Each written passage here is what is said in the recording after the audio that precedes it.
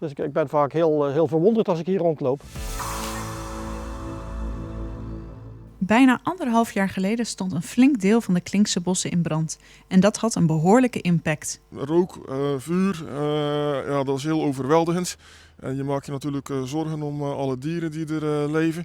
Dus ja, de eerste dagen was dat zeker schrikken en niet zo leuk. Maar daarna zagen we ook al snel dat het weer nieuwe kansen zou bieden. Die kansen worden onderzocht door wetenschappers van de Universiteit Gent. Zij doen inmiddels al een jaar lang onderzoek naar het herstel van de bodem en de planten. Tegenvallen is een groot woord, maar hier zien we toch niet zoveel verschillende soorten voorlopig opduiken. Terwijl dat we op andere brandsites toch wel vrij snel na de brand veel meer soorten terug zien komen of opgroeien dan hier. Ja. Ik denk dat we hier, gegeven hoe dat we het afgelopen jaar hier de vooruitgang gezien hebben, dat we toch makkelijk aan 5 jaar zullen zitten voordat dat er hier echt boomsoorten zich gaan vestigen op een manier dat zegt van dat stelt al iets voor. En er staan nu ondertussen ook al een aantal soorten berk- en zomerrijk, maar die zijn nog heel klein, kunnen ook weer afgevreten worden door reeën.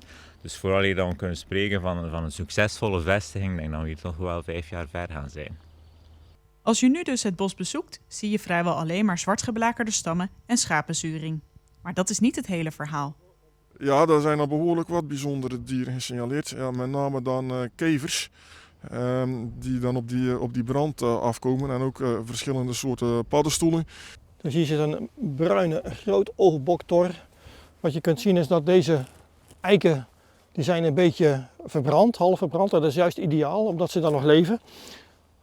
Er zijn heel veel soorten insecten die op brand afkomen. En dat is heel opvallend, omdat sommige van die insecten zijn heel zeldzaam inmiddels geworden. Maar die kunnen van een hele grote afstand deze verbrande bomen ruiken. Echt van tientallen kilometers afstand. We hebben hier inmiddels 13 soorten boktoren, dus dat is eigenlijk best wel veel. Waarvan de meeste eigenlijk tamelijk zeldzaam zijn.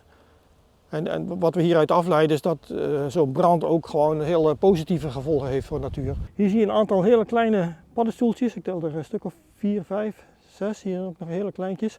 Dit is de oranje oesterzwam. Dus er zijn heel veel soorten paddenstoelen die hebben brand nodig om te kunnen leven. En dat komt omdat zij sporen hebben die alleen kunnen ontkiemen als er extreme hitte heeft plaatsgevonden. Dat zijn heel zeldzame soorten in Nederland geworden.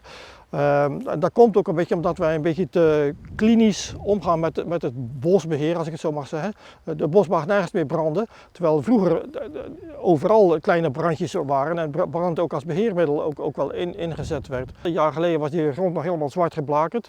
Nu is de grond voornamelijk bruin, dus het verandert ook heel snel. Je ziet de vegetatie heel snel veranderen. En het zit helemaal chockvol met zeldzame diersoorten. En dus ja, dat is wel heel speciaal. Het is heel waardevol. Dus ik ben vaak heel verwonderd als ik hier rondloop.